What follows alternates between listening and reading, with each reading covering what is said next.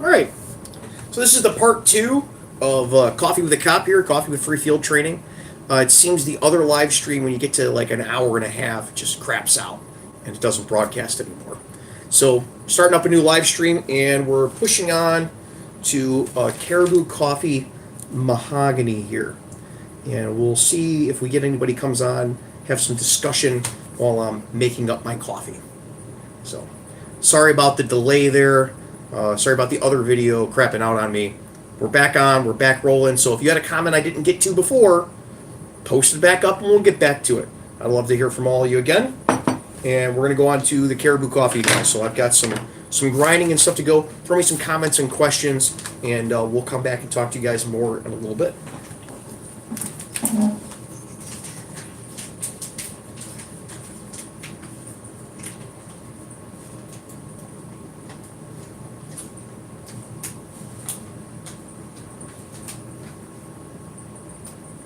Can't get this Caribou Coffee bag open. Well, that's another pain in the butt bag. So on this bag,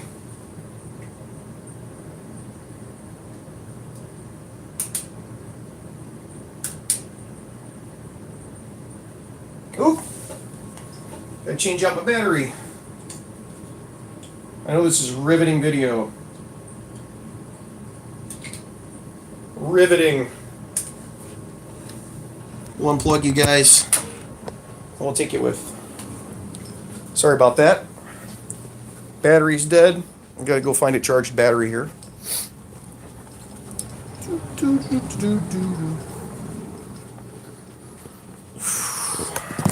you up right yonder. There's a battery. Hopefully this battery lasts a little longer in my B camera. Pop that bad boy in there. Bring our charger with the B camera battery. We'll go right back to the table. Where do we leave off? I don't remember. Well, we are going to start up on the Caribou Coffee here in a second. And I'm with my dog in. It's terrible timing for starting a live stream video. I really apologize. Yes, dog, I'm coming. She forgets that it's -10 out right now.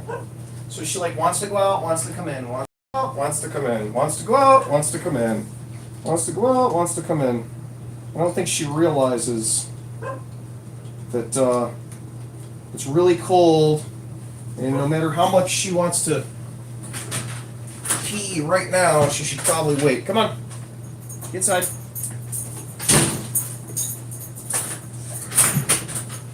All right. This B camera rolling again, make some coffee.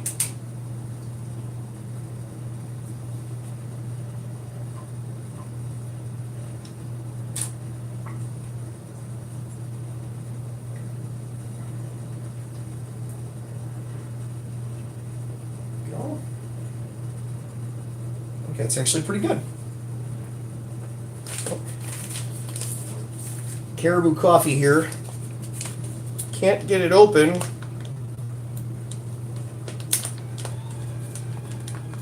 And keep the tab on it. I'm a pain in the butt. Oh, there it goes. Got it popped open. So you were actually able to pop the top of it open. Oh, and my water's ready. And my live stream camera's going to crap. I should just restart this, but what are you going to do?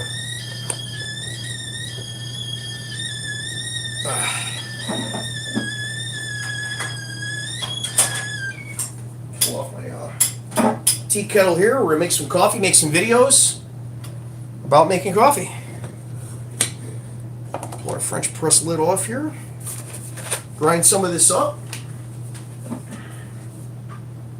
Make up some coffee with the Caribous.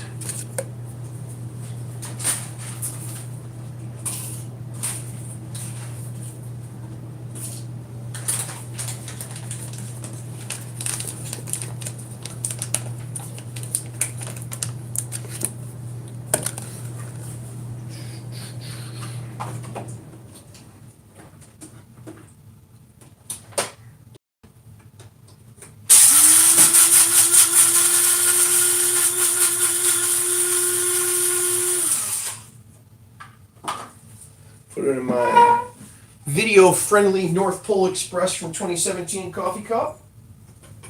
If you guys follow me on Instagram, probably saw my story. Oh, that needs to be ground a little more.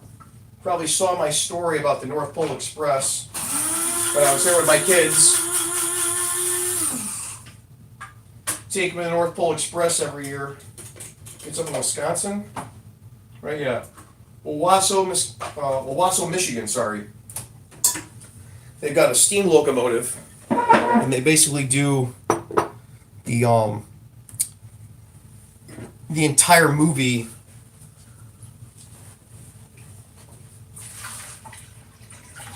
The entire movie of Polar Express on the train. So you like get on the train, you get your golden ticket, and put a little creamer in this one.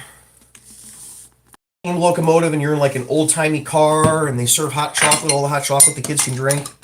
My kids absolutely love it. I have a great time too. It's worth it. It's a little expensive. You know, it's like $60 a ticket or something, but it's worth it. Give it a chance. Polar Express in Owasso, Michigan. You might even run into me there. Who knows? We go there quite regularly in Christmas time. Been trying to go every Christmas. All right, so we got Caribou coffee here. I think I'm all ready. I think I'm ready to make some coffee. So we'll do this video. We'll take some of your comments and questions again.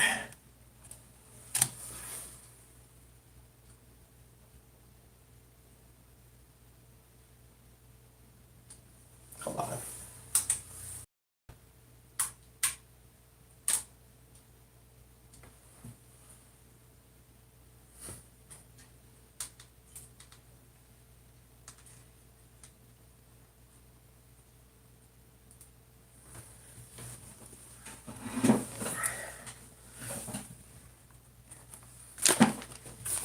Alright, so today on Free Field Training, we're doing another coffee tasting. We're doing Caribou coffee. And this one is their Mahogany Dark Roast. I'm not generally a fan of dark roast coffee, but this one was a gift for Christmas from my brother-in-law, so I'm going to try it out and let all of you know what I think of it. Coffee is kind of a passion of mine. My preference is for coffee in a French press because I work as a police officer, in case you're new to the channel. And it's kind of how I stay sane on midnights. Just drinking myself some coffee. Stay caffeinated, stay awake, stay safe. So you could say coffee's like safety equipment almost. Nah, I wouldn't go that far. But while often I have to get my coffee at the gas station at 3 a.m., I do enjoy a good high quality cup of coffee. And we're going to try Caribou's Dark Roast today. So we got it all mixed up in my French press. And as soon as we're ready, we're going to come back about 4 minutes and push the plunger and see what it tastes like. My B camera is giving me nothing but crap. I have no charged batteries for it. So I think what I'm going to do is, through the magic of editing, the plunger push and the mixing on several of these videos are going to be the same for several of the videos. I know that's going to be a shock to some people that when you watch YouTube, it's basically just TV and some stuff is gamed like that. And that's one example of how it's gamed. My B camera over there decided to just crap out on me. I don't have another battery for it, and that battery isn't charged. And my wife probably took it to a gymnastics meet or something and used it. And now I got nothing. So luckily my A camera is still going pretty strong. I had 3/4 of the battery there. Or maybe I'll refilm, a different plunger press and stuff, but I think we'll be all right. All right.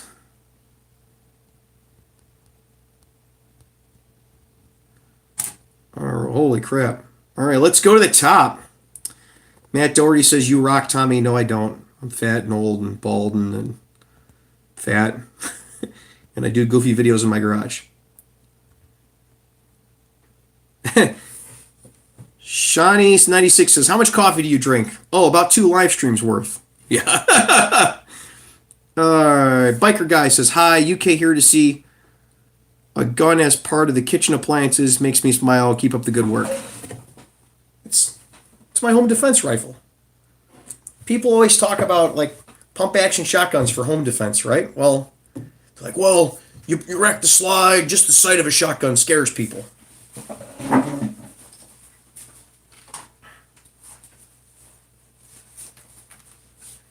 That scares people.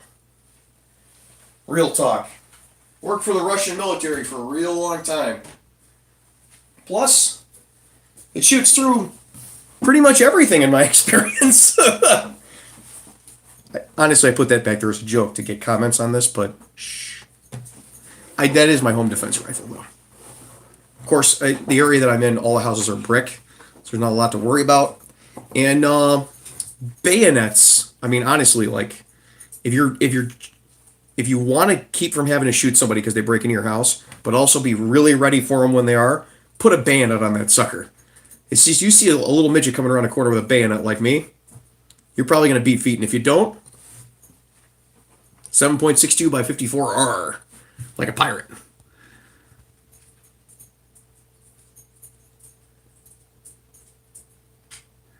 Matt Doherty says, "I know that feeling. Just a few hours north of you, getting hammered with snow." Yeah, we got snowed pretty bad yesterday. I was trying to do the live stream of the Safe Light Defense belt test, which is up on YouTube and Facebook and everywhere now. They picked that up as an ad, so good for them. But we got hammered. We had like 8-9 inches here, and then it got warm, so it got wet. Christian Kane says, "Hopefully this coffee is seductive as well." Yeah.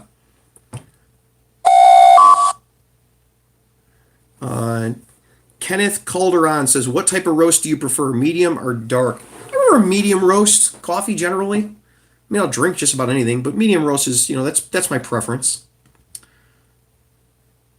Eleanor Mosquiato says, "Hurry, I need my caffeine fix." I wish I could just pour it right into you guys, but Blue Rhapsody says, "Stay warm tomorrow in the Midwest is supposed to get to like -20, and where I'm at in Iowa, it's supposed to be -30. Yeah, it's supposed to be -23 here." Rob Stevens says, "I get that ASP may not be the best. However, as far as their technique is concerned, you have to consider experience and agency policy, adapt the training to fit. Same for handcuffing." Yeah, sure. Except that we're not, like, when you're a company and you're selling a product, like this, I get this all the time from people. Look, I went to Surefire Academy. I can tell you all about lights. You can tell me about Surefire lights and how good Surefire lights are and their techniques that they've built for Surefire lights. Right? Surefire Academy, SIG Academy. Come on. ASP does make some good products, I'm sure. They're not my preference. And their techniques are very dependent on everyone being an expert with their baton. And the reality of it is most people are not going to be experts with their baton. And the technique of the flick in the wrist to get the most effect out of those airweight batons, shenanigans. No one's doing that. I've only seen a couple of people deploying like an extendable baton and getting really good hits where it gets that compliance that you want, where it physically stops them, where you can hit the sciatic nerve, knock that leg out of the fight, person falls to the ground, you jump on top of them and cuff them up. But then you get like the two ends of the spectrum with it, like hit the sciatic nerve, you take that leg out from them, and you get on top and you can fight them in handcuffs, and you're like, what? Like, they didn't even make handcuffs that don't allow you to fight into them. And they're like, come on. And the problem that I have with it is that and part of the reason this channel exists is that there's agencies that they don't get into fights.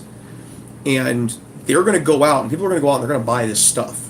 And they're going to have never tested it. And they're taking a company's word for it that this is going to work really well for you without them talking about any of the downsides, obviously, because they're selling you their product.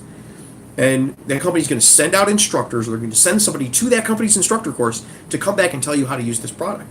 And then when you have to use it in some way that's not consistent with what it was designed to be used for, because they only designed it for this slim application, then they're going to be lost. And that's unfortunate. It's unfortunate that a lot of law enforcement training is done by the companies that make the equipment. And on here, you've seen lots of this equipment. You see me test it. Like, let's do a realistic test of what could realistically happen. And the stuff breaks. Or doesn't meet anywhere near the expectations of what people would have for it. We had that with the gloves. We had that with, bullet-safe body armor. Lots of stuff. That just, it breaks. It's not made to that standard. And some of the stuff ASP makes just doesn't meet what I think a cop should have, because you should be able to fight people in handcuffs with it. And because they're selling it to people who never have done that, and they're not thinking about that, and they're not telling them about that, and they've even ASP has even recognized that deficiency in their line, and it had to change the cuffs to recognize that deficiency. And 2 years ago, people were like, "Oh, you don't do it. That's not the proper technique, dude." Come on.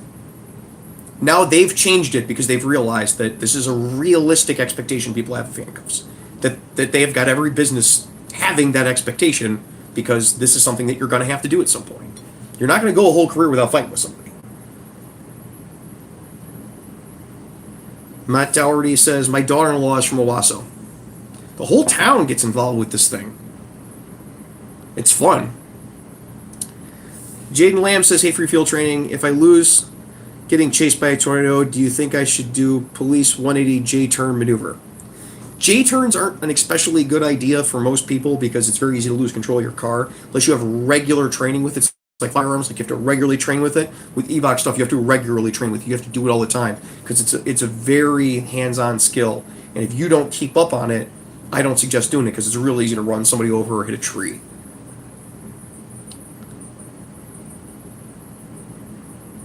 Rob Stevens says the training assumes compliance just because you asked for it real world, right? That's another problem with training classes when you're talking about defensive tactics. I've taken quite a few defensive tactics classes over the years, and some of them just, you could tell instructors are coming from the perspective of like, I did this for 27 years. Point a gun at them and they'll stop.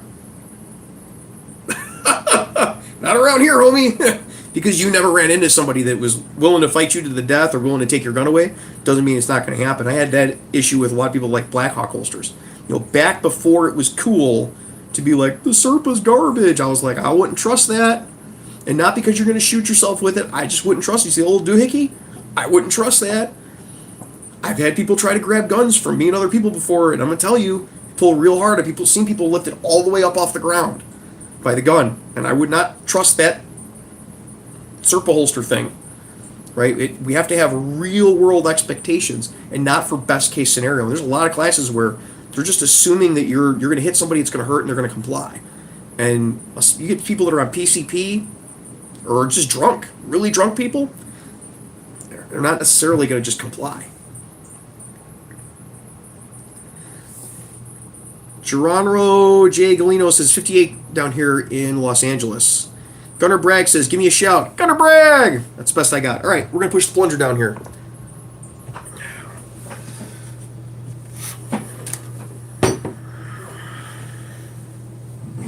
All right, so we're going to push the plunger down on our Caribou Coffee here and see what it's like.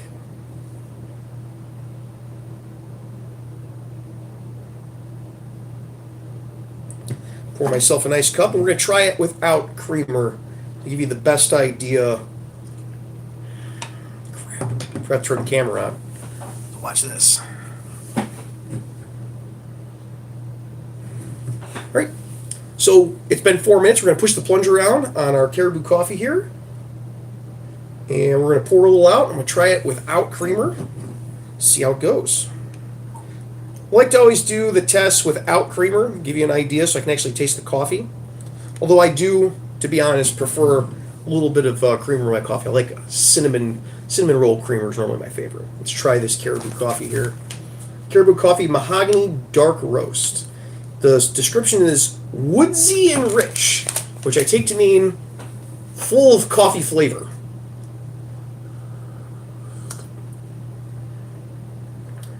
It is very rich. There's a lot of oil in this coffee, a lot of coffee oil, which is kind of a side effect, I guess, of the French press. You keep all the oils in the coffee because it sits. It's not just dripping through. The water sits in the coffee grounds. There's a lot of oil in it, so I would say it's very rich. I don't know what they mean by woodsy. It doesn't have any burnt flavor. There isn't that strong sour flavor at the end that you get sometimes with cheaper coffee. It's a pretty decent dark roast. Dark roast, of course, isn't my preference, but it's flavorful. You add a little, for me, just a little bit of a creamer would smooth this out a little bit more. It's slightly harsh, but I think it would make a good coffee. If you're in a dark roast, you should probably check this one out. So until next time, guys, be safe, take care of each other, stay caffeinated. It's not bad. Very oily. Lots of coffee oil on this one. Enjoy some coffee. We're gonna talk a little bit some more. Lawn care says we're getting snow here in Pennsylvania. Well, hopefully you also do snow removal if you're doing lawn care. Blue Rhapsody says rest in peace, B camera. Yeah, it's just the battery. I might even get the battery back because I got one that's on charge, and they charge pretty fast. These Canon batteries. Matt Doherty says, "How much snow did you get, brother? How did you score at the gymnastics meet?" LOL. We got about 9 inches total, like in my backyard. And my daughter did pretty well at the gymnastics meet. She took all state last year in her like little age group, so she does pretty good. Matt Morris says, "Welcome back," because the live stream crapped out earlier. Where you don't need a warrant, free field training, where you don't need a warrant to enter a cop's house. Beware of the Mosin. Forget about the dog. Beware of owner. Josh Campbell says, "Would you go federal?" Well, now I'm too old. I'm 35, so I couldn't go federal unless it was a federal security contract. Somebody's got the line on a federal security contract that pays a boatload of money. You let me know. Have gun, will travel. Boosh says, "Mine goes ping when it's empty." The death ping. Germans would hear it and then they'd pop up and shoot you when they heard the ping. You know, they have invented a thing called the detachable magazine, which if you're going to go that far, like if you're going to spend that much money, I understand you probably like it because, you know, the nostalgia of it, which is part of the reason why I like the Mosin. But if you're going to go that far and you're going to get a Garand and you're actually going to use it for some real purpose, you can get detachable magazine rifles pretty cheap. Like the same price as a Garand right now. Karn K says, "How tall are you?" Not very tall. I'm 5'2". You can probably tell when I'm walking around by my cabinets. I'm not a tall guy. Voice of Reason says, "Since you talked about shotguns and camping, talk about a decent camping gun for black bears and mountain lions." Well, now, black bears aren't that big. And one of the things people don't realize about bears is they're not like a super aggressive animal that they're going to try to attack you most of the time. When you're camping, prevention is worth a whole lot more than the cure. So I've backpacked through brown bear country, and we've never had problems with bears.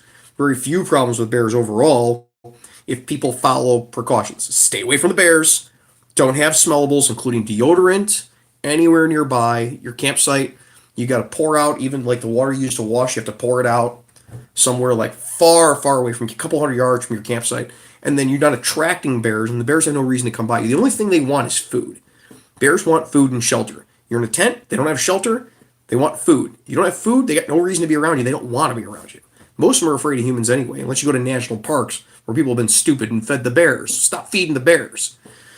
If one was going to attack you, ideally what you want is like a 45-70 or a 12-gauge rifled slug, like a 3-incher. You want as much power as you can possibly get to punch, through the bear to get to vitals. In a handgun, 44 mag is probably more than enough for black bear.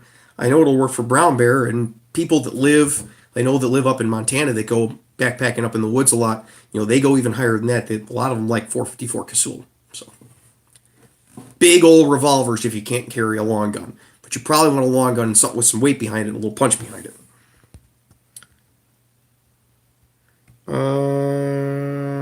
Vivid Strand says, "Hi, I live in the UK. Are batons illegal?" No idea in the UK. Here, you can go to, flea market and buy it. Mr. Morris says, "Best thing Asp ever made was their marketing team and the Banff logo." I wouldn't go that far. Their cuffs for people, the polymer cuffs for people that have back problems, that want to reduce the weight on their belt, they're great. But you have to know what the limitations are of the cuffs. And their marketing department's great, and they gloss over those limitations really, really well.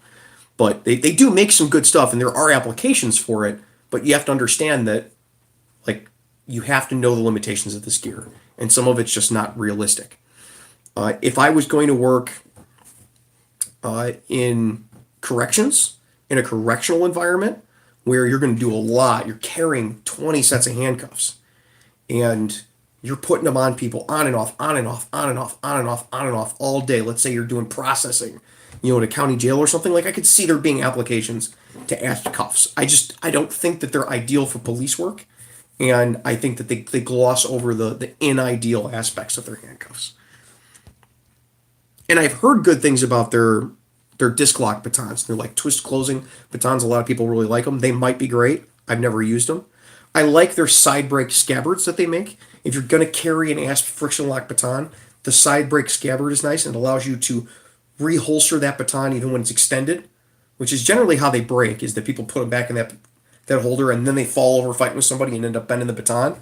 But it allows you to put the baton away, not completely like closed away, but allows you to put it away and have it on your belt without having to like jam it behind your back in your vest or something like that. So their side brake scabbard's pretty good. If you're going to use one of their friction lock batons, it's best to use their side brake scabbard.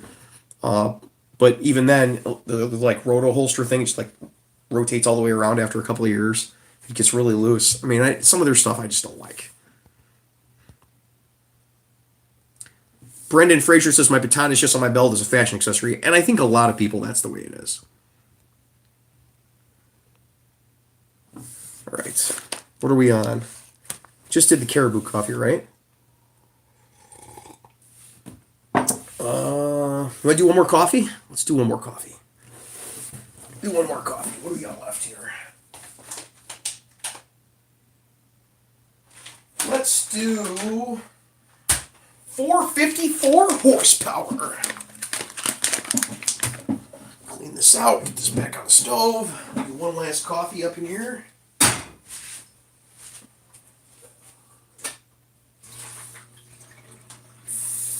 Also got some holster videos that are going to start soon. Harry's holsters. I've got their J-frame holster. I've been carrying that around. That's really nice. I've got a warning light, like a dash monitor warning light for all of you hose draggers and security guys and girls that are looking for warning lights for your cars. Got the newest 4th generation LED Mini Phantom warning light from Galls. They sent that out to talk about, which that should be fun. Put that puppy on my car for the video and then take it off immediately afterward because I've got no interest in having emergency lights on my car. What else we got going on? Something else Galls sent me, some gloves or something. I don't think they're cut resistant, so it won't be super exciting to all you guys, I'm sure. Everybody likes to see me break stuff. And I've got more Be a Better Driver. I haven't looked at the video yet, and I shot it with my phone, so I can't guarantee it's going to be the highest quality thing in the world. But I did a Be a Better Driver about driving in the snow and stopping distance. So that should be exciting for some folks.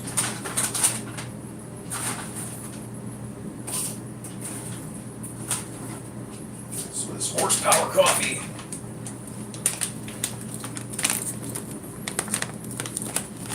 Caribou away. Some horsepower.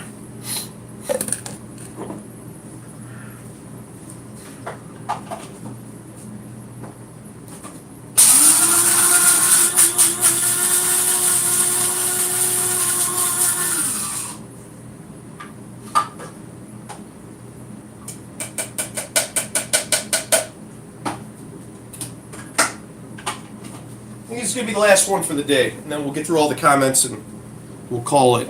I can only make so much coffee. Never thought I'd have to say that. Wash this off. Is my pot boiling here?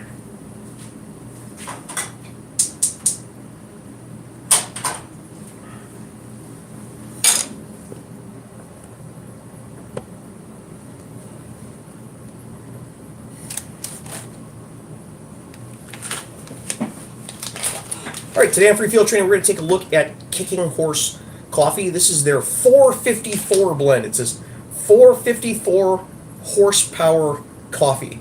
And on the front of it, it says dark roast and velvety, earthy, and Spirited. I like when companies put things on there that have nothing to do with the flavor, like Spirited.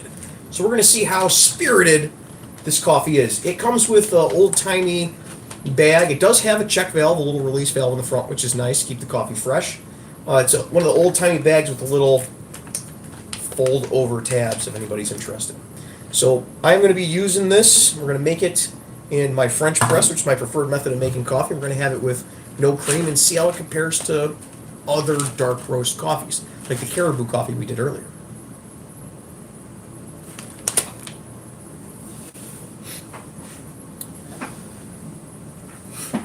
Alrighty. Pull you guys in. Talk a little bit. Plug you back in. Sounds like it's getting there, so kettle will be done shortly. Sean96 says Irish and UK police throw some pretty mean baton strikes since our wants to carry a taser. It's more out of necessity to be proficient. Well, and that's the thing, is you have to be proficient with these things. You can't assume that opening a baton and hitting somebody with it, that hitting anywhere you hit them, it's going to work real well, because that's not necessarily the case. Blaze 2020 says I'm a military police officer and we are only allowed to carry AS baton due to our mission. They took our tasers away a couple years ago and nobody is allowed to carry OC. I mean, if that's what you can have, that's what you can have. And you can only have AS brand because I'm sure someone has a contract with the feds, got an NSN number and all that.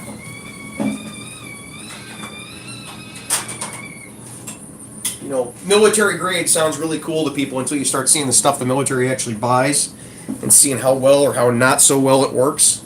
If that's all you can have, that's all you can have. You got to do what you got to do what you got to do. If it's policy where you're at, you generally have to follow the policy.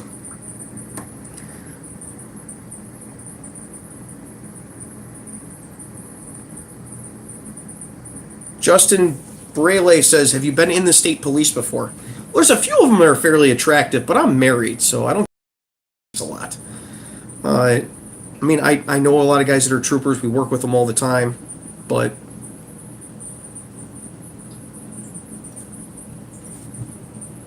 I mean, here in Illinois where I'm at, they're like the highway patrol, right? Like they only do the highways. Out in the boonies, the Illinois State Police, they patrol like everybody else, and they back other agencies up on calls, and sometimes they're the only agency that's available to take calls, so they're out doing domestics and stuff. Matt Doherty says, awesome fake job, Tommy. I know, it's great. And he's drinking coffee and stuff.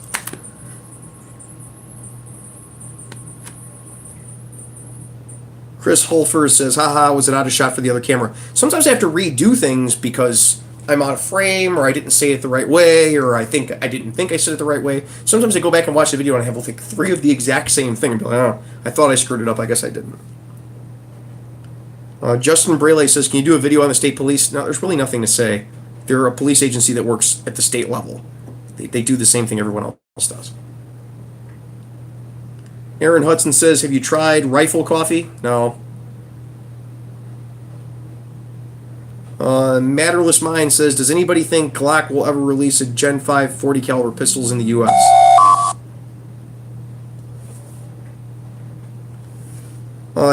I didn't know that they didn't come out with a Gen 5 40 caliber pistol in the U.S. It doesn't really matter to me, because, I mean, hopefully by the time I buy another pistol in another year or so, our 9mm will have completely changed over and I can go to 9mm. Or I'll piss the internet off and go to 45, which seems to really upset people on the internet, so I might do that just for that purpose. Mr. Morris says, this live stream / coffee review is like being back at Universal Studio Tours back in the 90s. Oh, I'm glad you like it, or don't like it, or whatever. Oh, I guess I do have I thought I had the pot still on the stove. Daniel Erickson says, hey, you're back, great. Yeah, the other stream, it froze up, and I was like, we're done. I'm not going to deal with the freeze up and unfreeze up. Christian Kane says, it's 55 degrees here in Texas. I've never seen snow. Come north, young lad. Matt Doherty says, dang, that's awesome. Congrats to your little girl. I appreciate it. She has a lot of fun doing it. Daniel Erickson says 37 is the upper age for federal. It was 35 last time I checked, but I'll take your word for it. All right, now I've got people from work are text messaging each other. And we need to not be part of that discussion because they're going to text message people all day.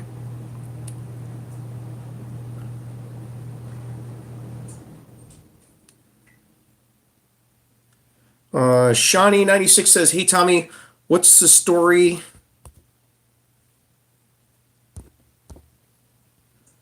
with the stat TQs?"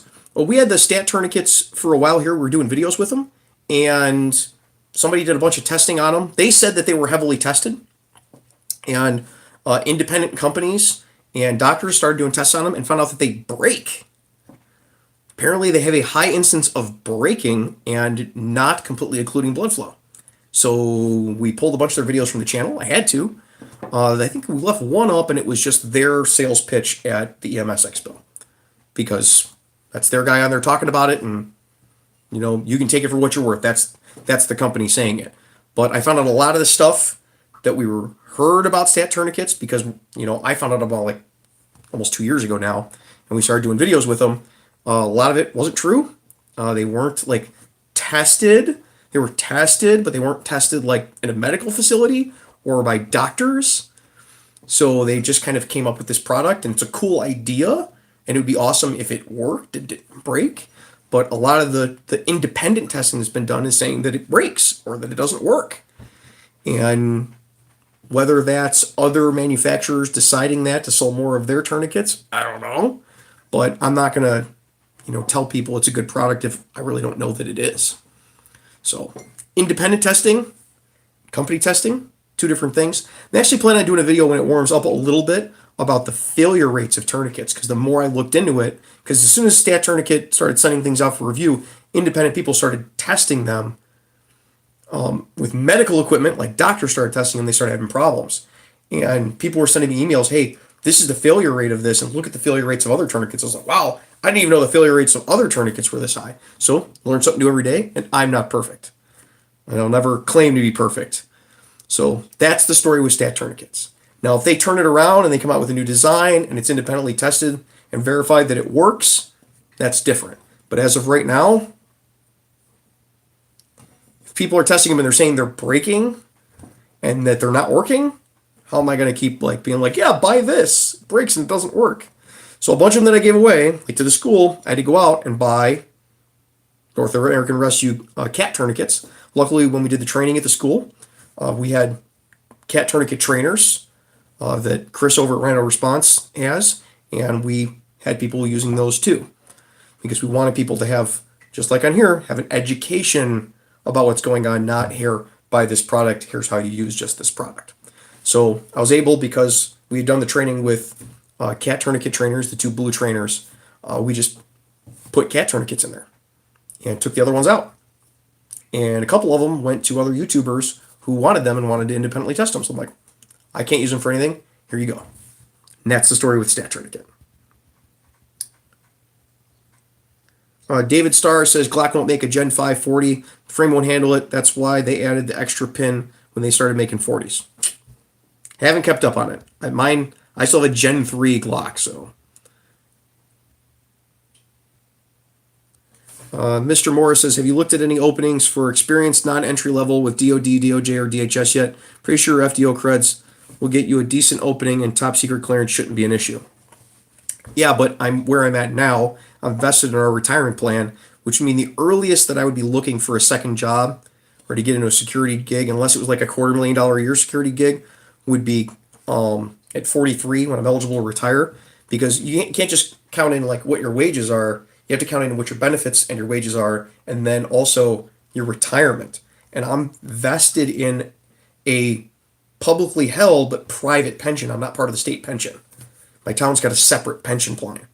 So I'm vested into that pension, and I have to add that into how much I'm going to make to decide whether leaving would be a good idea. And for me, financially, it would have to be a lot of money for leaving to make sense for me. Plus, I got two little kids. If I left now, I'm kind of rolling the dice with their future too. And when you're a dad, you got to think about those things.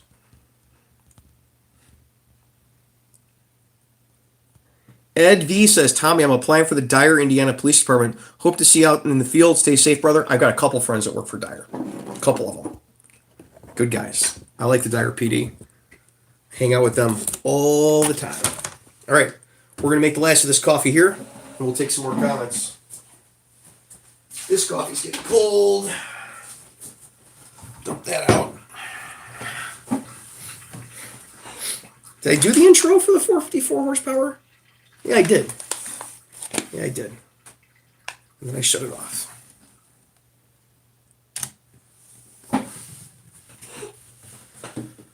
All right, so for the 450. All right, so for the 454, toss that in there. Pour our water in our French press here.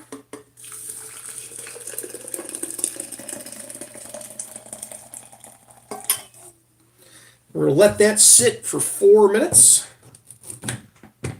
Steep a little bit, and then we will come back and taste and see if it is spirited.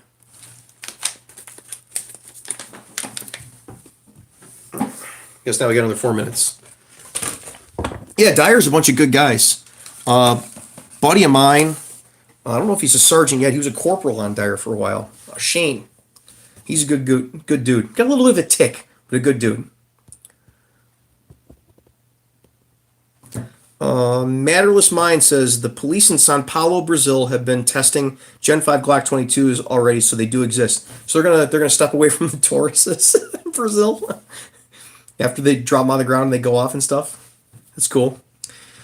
Crazy Cuban says, in your opinion, do you think that joining the Department of Corrections would help my chances of getting hired to the police? I've had some people say yes and some say no. What do you think? Here's the thing. If it's age appropriate for you, any job will help you get a job as a cop. Understand that you get a job in corrections, that's a career. You're looking at a legit career. And a lot of people get into corrections and they try to use it as a stepping stone. They find out they make good money in corrections, they like the work, and they stay there. And there's nothing wrong with that. If you want to get into corrections and then you want to get onto a police department, nothing wrong with that either, using it as like a stepping stone. Like, I'm going to have this entry-level job, and it's going to get me experience getting to another entry-level job. That's fine, but understand you might not move once you get in there because a lot of people really like it.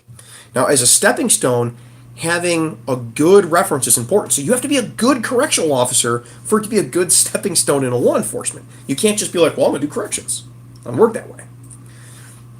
Another thing to think about is that you may, if you want to use it as a stepping stone, get a job with a sheriff's department that is either the same as the sheriff's, policing department that you want to get into, or that covers the same jurisdiction or a nearby jurisdiction to police departments you want to apply to.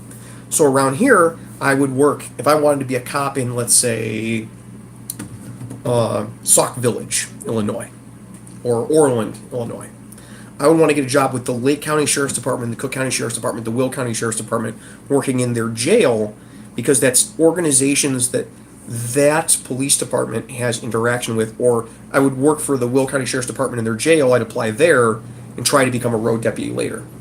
And that's how you use it as a stepping stone.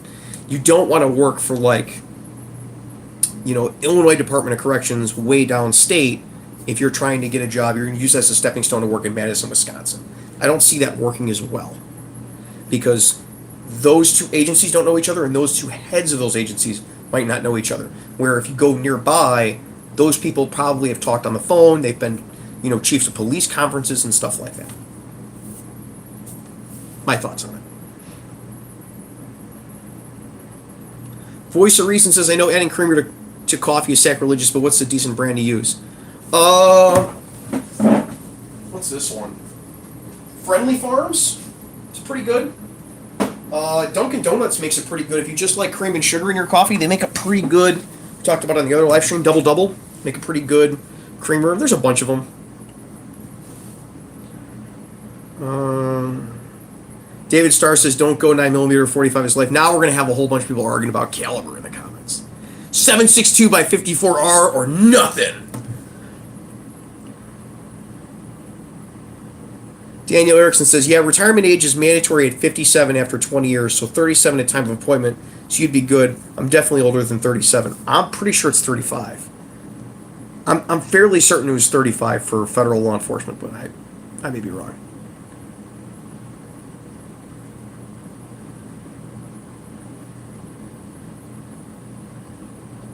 All right, so Shani96 says, unfortunately, a lot of fake cats, etc., on the market, and that's my concern. Is you basically have to buy from one of the approved vendors of North American Rescue to know you're going to get a real one. If you buy them on eBay or something, you go to gun show, you're probably going to get a fake, and that's my concern with cat tourniquets. Cat and Soft Tier, the only ones approved in my agency. Just remember, still seeing some videos on your channel for stat might be a regional thing. There shouldn't be anything. I'll go through and look again. It should just be the one from the trade show when they were talking about it. And I let anybody come. I go to a trade show and somebody wants to talk about their product. Like, go ahead, ask some questions about it. Oh, I can see where that would be useful, and that's it. I'll look, but I'm pretty sure they're all down.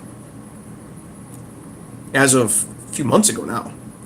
Christian Kane says, in Texas, 2 years of corrections is equivalent to a college requirements most police agencies have in place. Okay, if they see it that way, that works. All right, we're going to get back to coffee here. And then we'll just do comments and wrap it up. All right, it's been for a little over 4 minutes. We're going to push the plunger down here on our 454 coffee. I can already see from pushing this down, it's a lighter color of coffee. It's not as deep and dark. I can see through it. It's pretty transparent. Let's see. So 454 horsepower, dark, velvety, earthy, and spirited. Let's see if it is all of those things and more.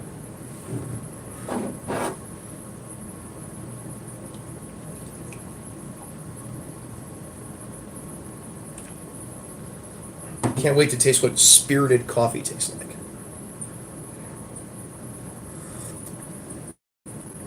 Obviously, this is without creamer. It's very smooth for a dark roast. It's very smooth. It's not oily. So if you don't like oily coffee but you like dark roast, this might be a good way to go. It doesn't have a really strong aftertaste, which is unusual for a dark roast. I wonder what 454 horsepower is about, though. It almost tastes like a medium roast coffee. I mean, it's dark. It's got flavor, but it's not overpowering like a lot of dark roasts are.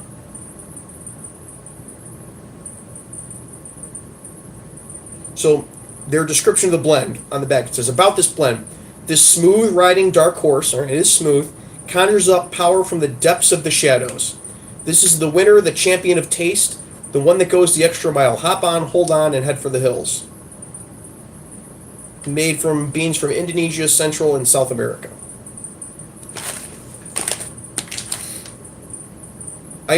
For a change, the description actually makes a lot of sense. It is very smooth. It is a dark roast. I can see there's a little particulate around the edges. It's a side effect of my French press mostly, but it's delicious. I like it. I could drink this without creamer. I'd probably still put creamer in it just to satisfy my taste buds, but it's pretty good. It's a pretty good coffee. It's smooth, non-oily. I don't know how much caffeine is in it. Maybe that's what they're talking about with the 454. I would expect something that calls itself 454 horsepower to be not stronger, because it's a strong coffee, strong flavor, but for it to be like over caffeinated. It doesn't say anything about that on here. Maybe they just mean the flavor.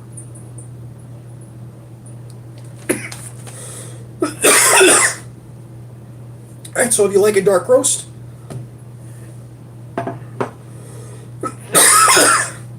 talking too much. Alright, so if you like a dark roast,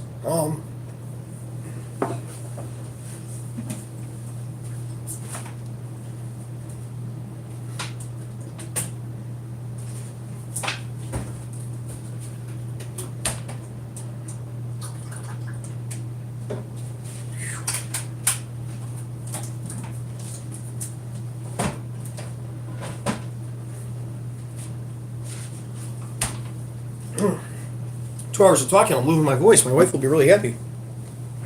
Whew.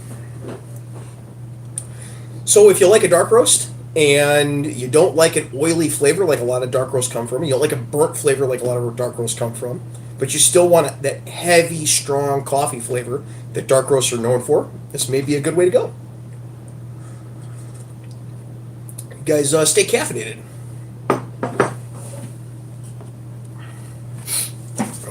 creamer in this.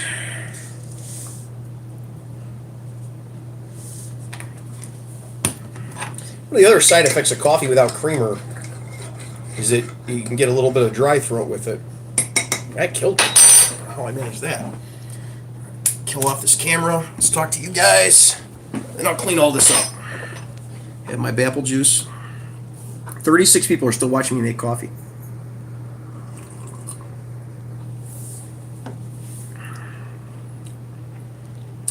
Matterless Mind says if you can find a county prison funded by the state, like the Moscow County Prison in Columbus, Georgia, then you're set. Your facility gets a way bigger budget and you generally have better equipment. I don't know about that. Ed V says, how do you feel about residency restrictions when applying for police departments, i.e. have to live within 10 miles of the department or live in the actual city like Chicago and Joliet? Well, Joliet, I don't think you don't have to live in the actual city. You have to live in one of the 4 counties that Joliet's in. So you can live out in like Plainfield and out in Farmfields, Naperville and stuff if you work in Joliet. Chicago is a big city, and in a big city you can get away from the area you live in, and the distance requirements are a matter of calling you in. So they want you to live within a certain distance of town. That makes sense. My problem comes up with small towns that want to have residency requirements where you have to live in town. It's a town of like 8,000 people. Come on. That's all political hackdom. That's all that is. They want you to live in the town because they want to have their thumb on you. And not only do you work here, but also you can't sell your house unless we let you sell your house. We're going to send inspectional services over. The city's going to bother you all the time if you mess up at work. Like, that's what that's about. Like, somebody gets angry at you in the city and they can they can really squeeze you. They don't just fire you, but they mess with your whole life. That's not fair. That's not fair to an employee. And also, if it's in a bad area, or even if it's not a bad area, requiring that you live in the place that you work means that it's easy for people to, just some random idiot, to come follow you home or find where you live. You combine that with mandatory take-home cars, like a lot of these small towns do, and I think they're setting themselves up for disaster, and they're gambling with their guys' lives on the idea that, well, that type of thing's not going to happen around here. I think that's dumb and dangerous. Daniel Erickson says Officer 401's dad, who was a U.S. Marshal, has also said 37. Probably true.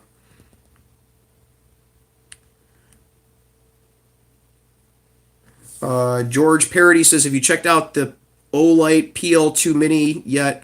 Great light, 600 lumens and rechargeable. Just got mine for my duty weapon. 45 is great. Short and fat always works. So. Short and fat works for me because I'm short and fat. I have a couple of videos on the Olight lights. The PL Mini 2 is the one that slides on the rail. My question with that is always, how durable are these things going to be, these mounting points? And I haven't seen a whole lot of people doing durability testing. So actually, when I'm done with this, I am once again going to go to Cabela's and I'm trying to find a little piece of metal 1913 rail, and I'm going to screw it to a wooden gun shape so we can do drop testing, run over with a car and stuff like that. I'm kind of stuck indoors for the next few days other than work, so that might be a good time to just jump in the backyard, do stuff, jump inside, edit videos. I got a lot of videos to edit. So we're going to get back to you on that. I have a video on the channel outlining what it is, but it's just like a presentation, like this is what it is. And I really like doing durability testing with police gear before I recommend something. 762 Influencer says, negative 35 to negative 50 wind chill here. How's it for you? It's pretty windy here. That's why we're doing this indoors. Crazy Cuban says, I'm just a little worried that if I went into corrections, then it might be such a small heads up that it might not be worth the trouble. I don't know. I mean, depending on what type of agency you get into and if you're a good correctional officer. You're better off having a job that you're good at when you're trying to get another job than saying, oh, I really suck at this job and I want to get another one. And people are like, well, maybe you're just a really shitty employee. That's the problem you get into. And if that's the case, then you have an issue. It's better to have a job that you're good at. So if you're going to be good at corrections, that's great. But you got to pour your heart and soul into it if you're going to use it as a stepping stone. People forget that a lot of times when they talk about these stepping stone jobs.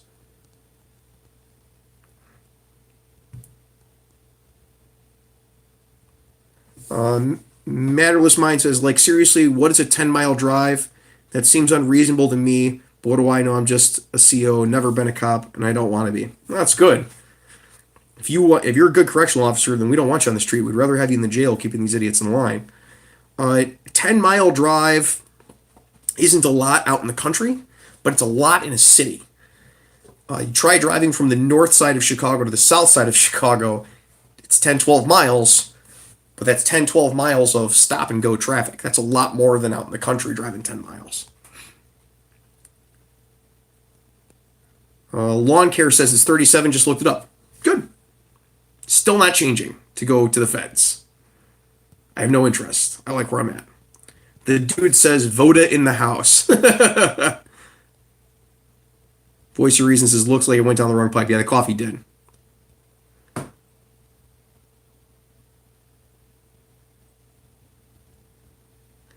Daniel Erickson says, I've read where some departments, as long as you're within an hour's drive time, you're good. Yeah, but what's an hour's drive time? That's the thing. Rob Stevens says, thank you for the great discussion. Time for more coffee. Stay safe. You do the same, man. We'll see you around. Toxic Negro says, how tall are you? Do you have problems with intimidation during encounters? Intimidation? Do I look intimidated? It's generally my answer to it. People like puff up and get big. Do I look scared? Do I look terrified? Everyone's taller than me. Everyone. So you being tall doesn't scare me because everyone I've ever fought with was taller and bigger. Well, maybe not all of them were bigger, but everyone I've ever fought with was bigger than me. So my brain has been wired that you being taller doesn't mean anything to me. It means nothing. Because I'm going to take you out of the knees. And your knees are really close. It doesn't like... Tall people seem to make a big deal about being tall. Like a guy that's 6 foot tall sees a dude that's 7 foot tall. He's like, that's a big boy. I don't want to be fighting him. For me, I'm 5'2". A dude that's 6'2" means nothing to me. And so a guy that's 7'2" means nothing to me. You're really tall, great. You're still really tall. Like, we're gonna fight. Let's go. You know, like that doesn't. I don't have to be intimidating. Them intimidating me doesn't work, so it doesn't matter. Haven't found it to be an issue at all. Might be because I'm as strong as a silverback gorilla, but you know, there's that. Rational Routine says, how often do you use your baton and how effective has it usually been? Like I said, it's a few times a year, and depending on the circumstances, sometimes it's effective, sometimes it's not. The baton can be used for a whole bunch of things. If you get a strong one, you can use it to pry someone's arm out from behind their back. You can get it in the crook of their arm and pry their arm around their back. For hitting people, batons can be really effective, can be not really effective. About 3 times out of 5, couple hits takes a fight out of people, and it doesn't run. It doesn't run out of cartridges. It doesn't run out of juice. It doesn't run out of spray. It doesn't run out of bullets. Batons just stick, and it works really well if you work really well with it, and the environment dictates that it's going to work. Sometimes it doesn't work, just like all other less lethal methods.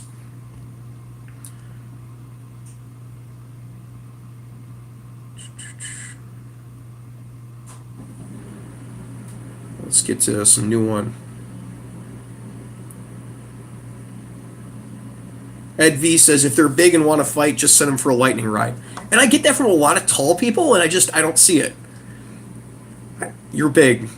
Great. I bench press more than you. Like, I go to the gym. I see these big guys. You're big. I'm not impressed. Lawn Care says, let's see if the third time's the charm. I'm sorry. I can't do every comment. I'm sorry. What is the size of your department? We hover right at around 100 guys. We're pretty low right now, and we've been much higher before, but it hovers around 100. So, is that small? You work for Chicago? Sure. Is it big? If you work for, Sauk Village, that's a big agency. But medium-ish, that's how big it is. We've got resources, but I'm not dealing with unlimited resources here. We don't have our own SWAT team. We're part of a regional SWAT team. We don't own a helicopter. So if your threshold for a big department is owning a helicopter, we're not there.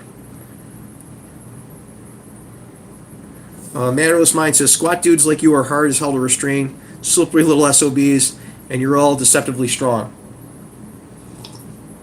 You have to be. When you're a little guy and you fight for a living, you have to be strong because it's all you got. I'm not going to charm people. and my good looks are not going to carry me through. So I have to be really, really, really strong.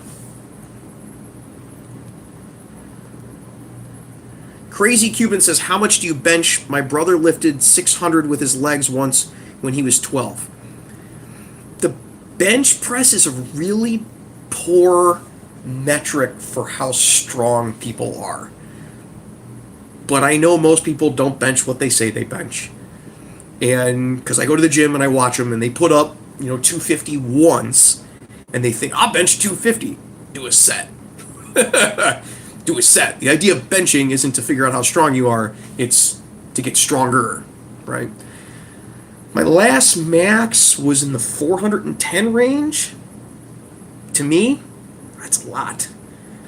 I've been to real gyms for real people, and from real people, that's a lot.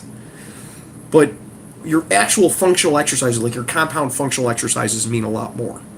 So, how much can you pick up off the floor, lift up, and then press over your head? That's an important metric. That tells you how overall strong a person is. Or, how big of a car can you push alone? You want to see something that's actually work-related? Can you push a 15-year-old Ford Explorer up a 5% grade alone with some big fat lady sitting in it trying desperately to steer? Because that's an actual metric of strength that a lot of people just wouldn't meet.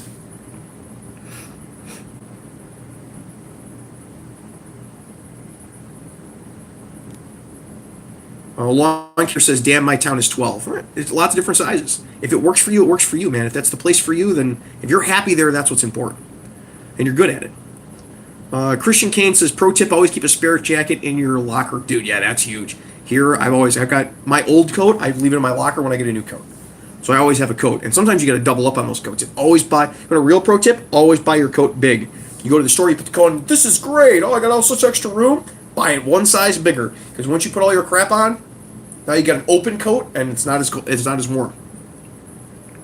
In our department, Kenneth Colvin says, in our department we dropped ass batons and went to RCBs. If that works better. I would think that would work good if you were already using ass friction locks, because then there wasn't a big training issue switching from one to the other. You just have something that's heavier now. Sarah Hild says, do you have a specific diet and exercise routine? I drink a lot of coffee, I eat donuts, and protein. So when I eat, I try to eat a lot of meat. Because again, all I have is strength. So I like coffee, and I eat meat, and I kind of limit everything else. And if there's donuts around, I have donuts. And if I'm going somewhere and I'm going to bring a treat, I bring donuts because I like donuts. I'm that guy. But like when we eat dinner, pick around the rice-a-roni, eat the steak. And that's how you stay strong. And kind of limit your calorie intake a little bit. I'm not a fashion model, and I never will be. I'm never going to be an underwear model at this point in my life. But that's how I keep in some semblance of shape and stay really strong.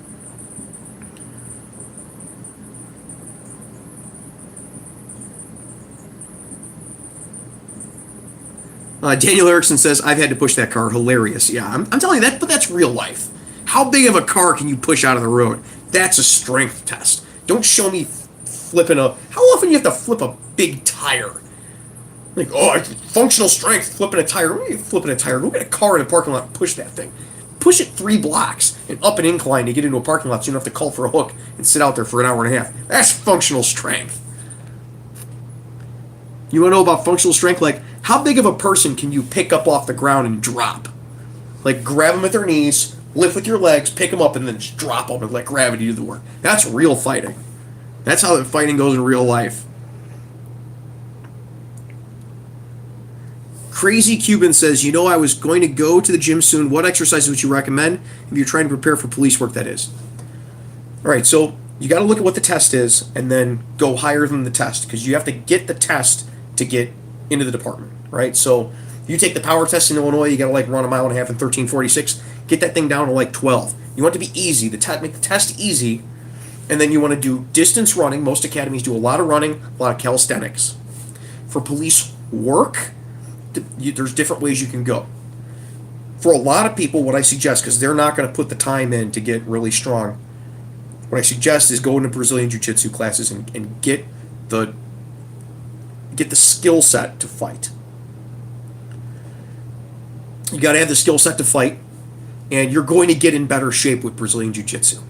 Now, as far as if you're going to go the strength route, like you're just going to be as strong as a silverback gorilla, and if that's what you like doing, you like lifting weights, you can go that route and be pretty effective on your job. Like I said, you can have all the skill in the world. If I pick you up and drop you, you're getting picked up and dropped, right? Like you can like grab my head and pull around, and I'm picking you up and dropping you. It's done, right? So if you want to go that strength route, I don't do personal training. I think most personal training is a scam. There's a channel on YouTube called Athlete X, and I use a lot of his ideas. Is a lot of the actual functional strength, actual putting science into personal training. You check his channel out.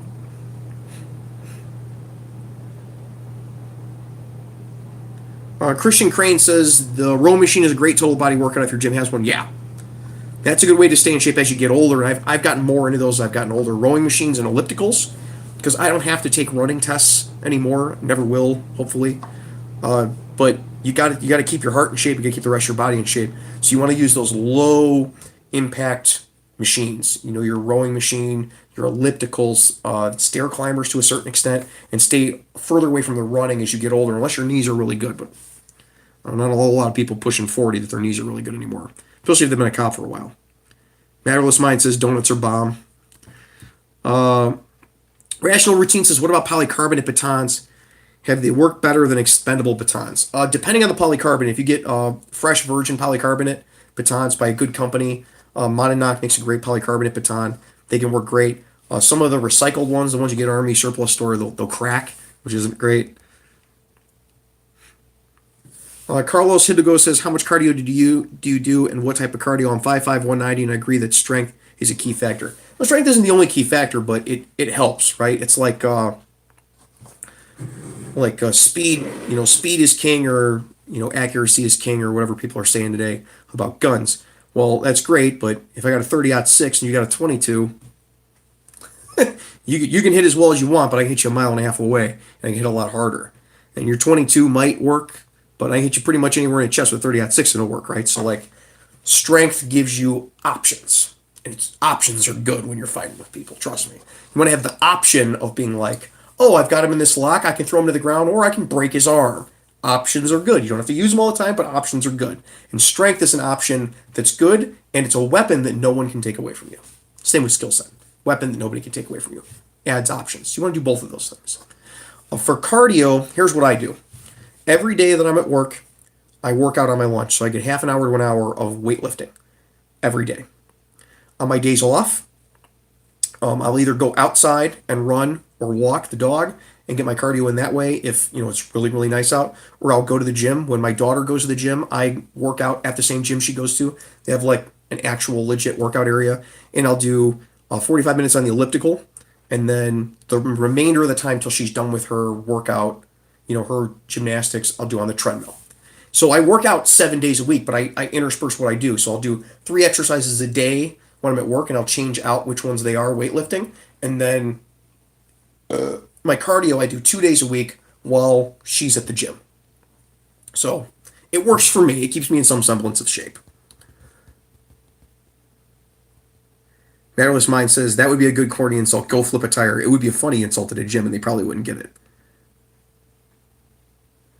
Ethan Clark says, hey, Tommy, could you do a walkthrough video of your patrol rifle setup in the future? Thanks. I could. That'd probably be pretty easy to do in the wintertime. It's on the front of my channel, the police gear bag. I think the trunk bag video that's like 2.5 million views. I think I went through it pretty solidly on there, but you check it out. I could do another one. 762 Influencer says, the test here is pretty much all cardio and flexibility and stuff. It doesn't get easier as you get older. I know, dude. Christian Kane says, I wish jiu-jitsu was cheaper. I want to train more in hand-to-hand, but I can't afford it. Here's the thing. I tell people all the time at work, you know why lawyers are expensive? You know why doctors are expensive? It's because they're worth it.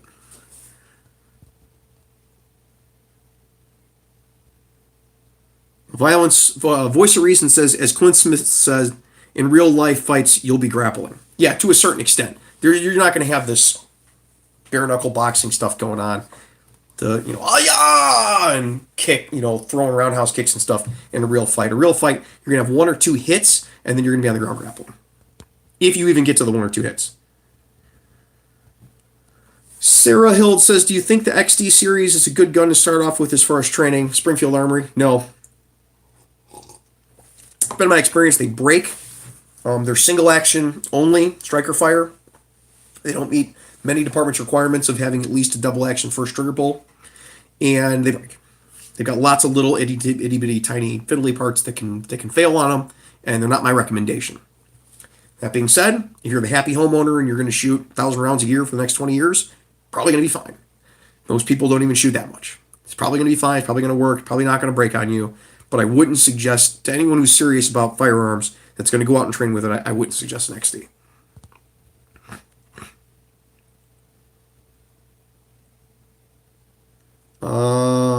Totally unpronounceable Cyrillic name. It says, "Hi, how can I order a taser from US to Russia?" No idea. You'd have to talk to Taser about that.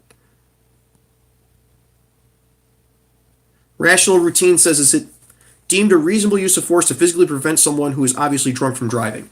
In Illinois, if you're trying to drive and you're drunk, then you're DUI. So we don't have that problem. Soon as they take physical control of the car, they're under arrest. And physical control of the car just means they have the keys and they're getting in the driver's seat and they're drunk. We can take them to jail. Now, obviously, you're not just going to take everyone to jail that is drunk and is trying to get in and drive. You're going to try to stop them. But if push comes to shove, they just go to jail. And they've been stopped from driving.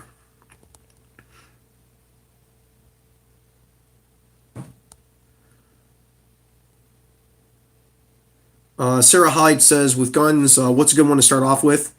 I tell everybody, go buy a Glock 19.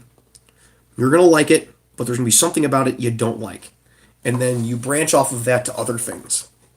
And you're always going to have a use for a Glock 19, right?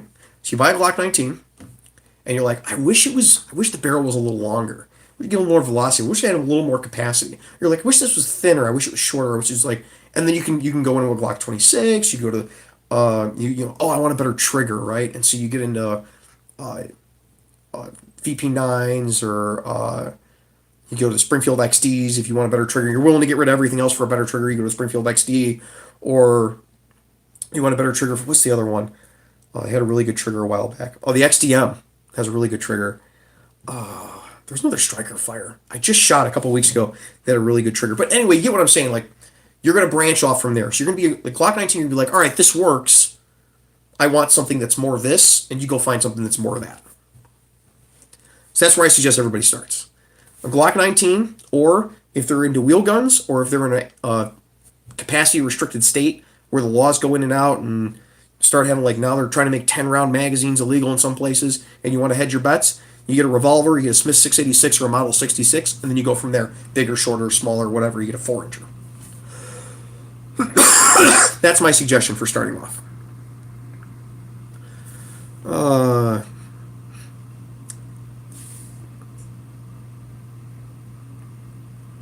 Ben Cunningham says, "My dad's an XD and XDS fan, and they're terrible.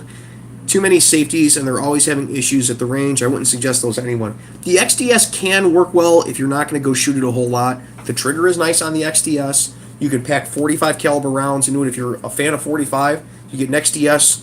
You get 1911 type capacity and a good 1911 almost type trigger and good accuracy out of a very thin, easy to carry gun. I think the dumb thing that happened is everybody decided that they didn't want it in 45, which was originally designed for. They rechambered it in 9 and they didn't slim it down any. So in 9 it doesn't make any sense at all. Christian Kane says, "My first duty weapon was an M&P 40, but my coworkers mostly carry Glock, so I've been thinking of switching for the off chance that I'd need to borrow a magazine during a gunfight." You won't ever need to borrow a magazine during a gunfight. Statistically, that never happens. Happened once, and somebody made a big deal about it. It's statistically very unlikely, in fact, almost impossible, that you'd ever borrow a magazine in law enforcement from somebody else to load it into your gun. But the M&P 40, the reason I get rid of it is I don't like the triggers on them. I think the triggers are really terrible. They're worse than Glock triggers, and that's saying a lot. Rational Routine says, "Have you heard about the situation with the police in Puerto Rico?" No idea.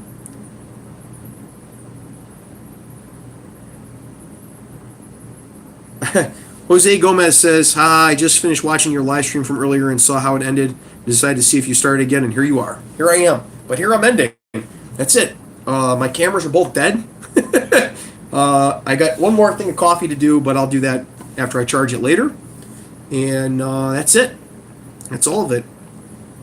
If I said, hey, send me that as an idea for a video, I don't even remember what it is now. Oh, CCW badges and stuff. Send me an email. I'll add that to the list. Until next week, you guys be safe. Take care of each other. Let me know if there's something down in the comments. Let me know if there's something that you want to hear about in the future on the channel, and we'll see what we can do about it. All right? Talk to you guys later.